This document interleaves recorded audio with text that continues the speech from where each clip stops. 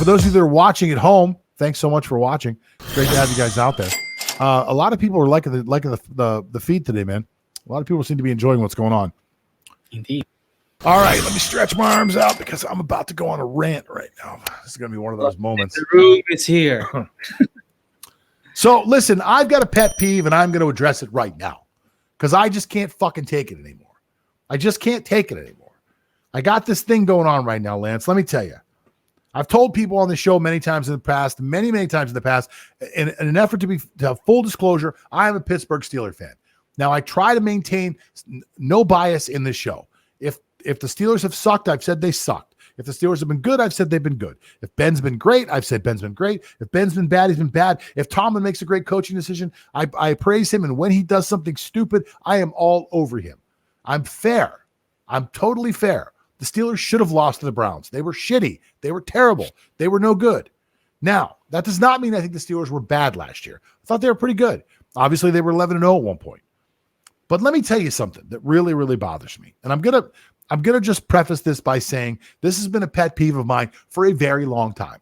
And I touched on it earlier in the show, and I'm going to try to make this short, and I'm going to ask you what you think, and then we'll move on to the mailbag. But Lance, I cannot freaking take it anymore with these national reporters taking a small clip of something someone said or a tweet and trying to turn it into a 7-hour segment that I got to sit through when they're completely and totally freaking wrong.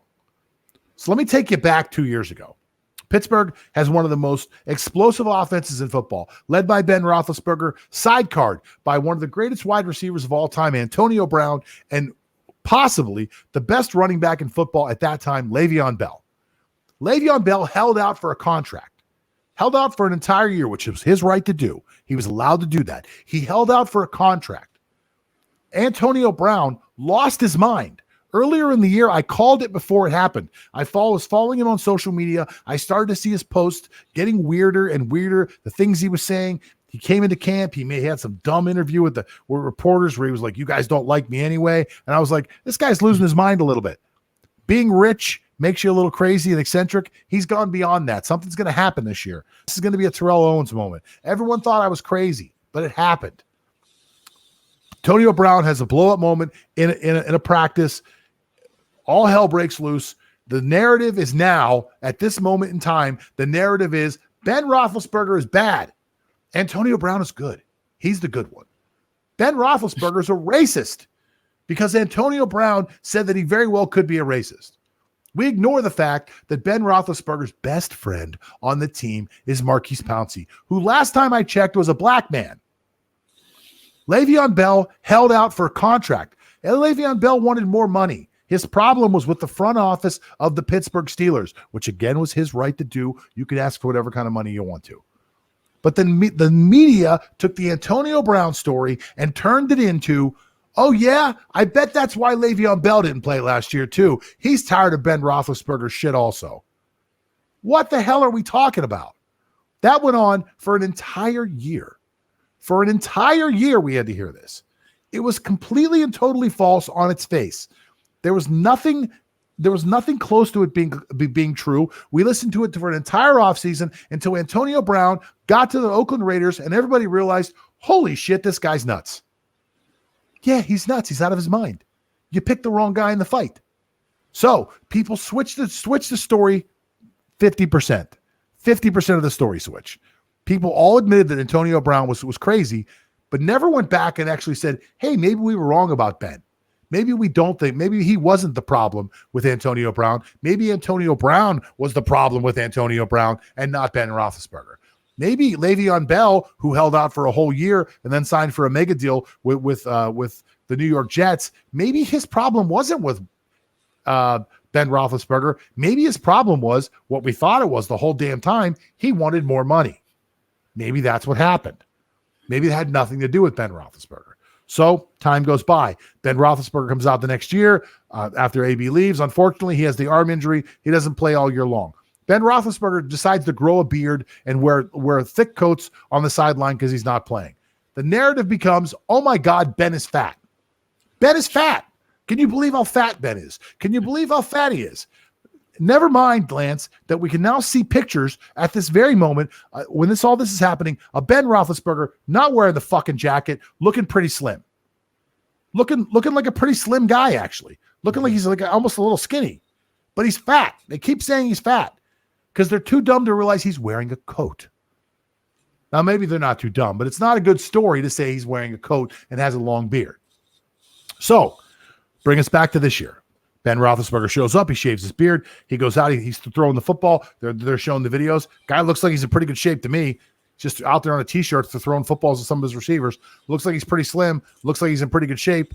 Story comes out because Jay Glazer says Ben Roethlisberger would rather spend the offseason just doing yoga every once in a while and drinking a beer. Okay, maybe that's true. But look at him. Does he look like he's out of shape to you? He's not fat. He looks like he's a pretty slim, athletic guy. Now, is he Tom Brady? Is he out there doing Pilates, inviting people to join him? No. But, he's also a very private guy. He doesn't have social media. He does have social media, but somebody runs it for him and just posts like charity things and stuff like that. There's never any statements from Ben Roethlisberger or photos of Ben Roethlisberger from his own Instagram accounts or from his own Twitter accounts. That's not what he does. So he doesn't stay in touch with people to create his own narrative. But these narratives are constantly being created. That brings us to where we are right now. General manager comes out and says, at this moment, Ben Roethlisberger is our quarterback. We're trying to work it out. All of a sudden, the narrative is Pittsburgh doesn't want him. They're trying to get rid of him. Pittsburgh's doing this. Are you guys out of your mind? Is the national media out of their minds? That's absolutely, positively insane. I got a comment down here from Jack Sparrow. Views have replaced news. Yes. It's happened in politics, it's happened with social issues, and it's crossed over to sports, and it's poisonous. And I'm only talking from a perspective of a Steeler fan, but I'm certain that every one of you out there who has a team that you truly care about, who follows the team, who understands the team. Now, we're not in the locker room. I'm not going to go so far as to say we're in the locker room. But I'm going to tell you that if you follow a team long enough, and if you understand the patterns of people and how people behave, you will realize that eventually the things the national media tells us are completely and totally wrong. Derek Carr has still not been traded.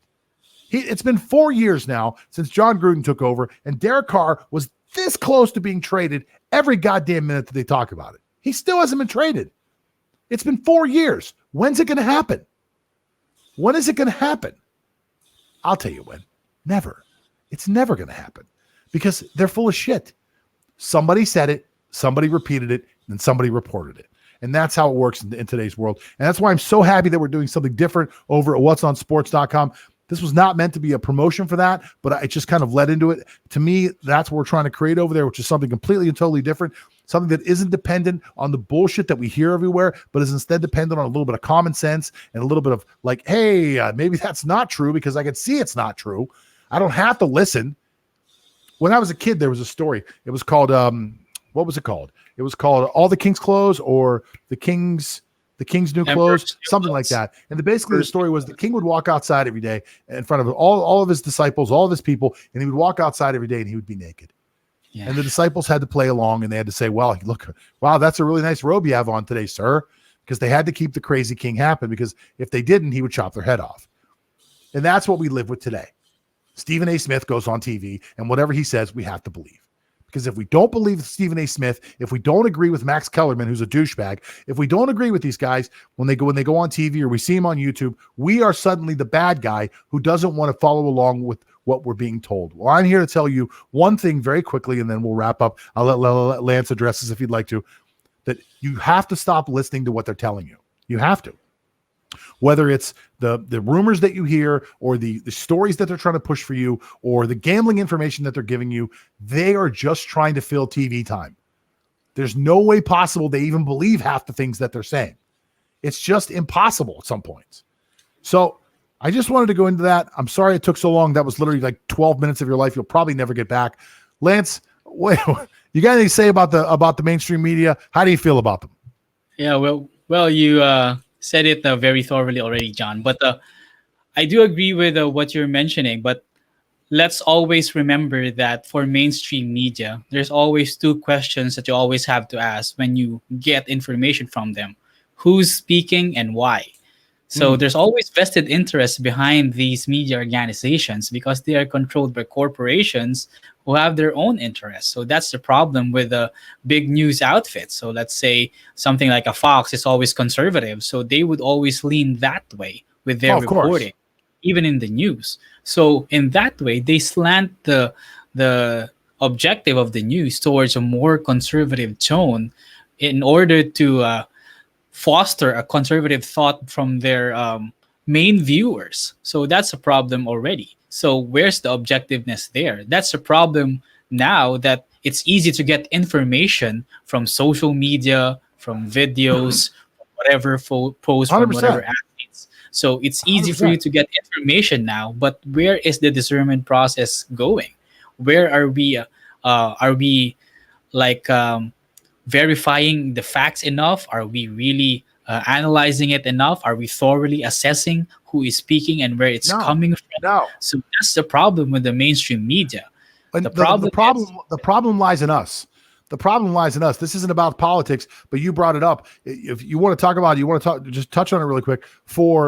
And I think both sides of the media when it comes to politics are full of shit. They're both have an agenda. You shouldn't listen to any of it. But for 4 years, while one guy was president, the media on the left told us that he stole the election and that was fine. It was proven wrong. He came out whenever he lost and said that the election was stolen, and suddenly it was like a crime. So are we too dumb to realize what they did to us? Why was it okay to say it then and not okay to say it now? I personally think it's not okay to say it anytime. I didn't agree with them saying it then. I didn't agree with the next guy saying it. No one should have said that. No media outlet should have that type of power. And no personality that we allow to speak to us on television about our sports, our politics, anything should have that type of influence over us. They are not the know-all be-all. They don't know everything. If they can't present you with facts, then you're in trouble. And this is actually something, I wrote the book, which again, you guys can see, you can get a link in the description to go check out my book. My book talks about this with sports gambling. Sports gambling, one of the biggest poisons in sports gambling is listening to the people on TV tell you the trends that are happening. If you follow the trends that you see on TV, you will lose 70% of the time. I guarantee it. I'll bet you money on it that you'll lose 70% of the time. Whatever they tell you on TV is usually wrong. It's usually way off and way wrong. And just because you're hearing it again and again and again on a loop, and they're all repeating the same thing, doesn't make it right. It just makes it fucking wronger. More wrong. I don't know, whatever it is. It's worse. Thank you very much. All right, that's it. My blood pressure actually rose. I can't talk about it anymore. That's a pet peeve for me. I wanted to touch on the subject really quick.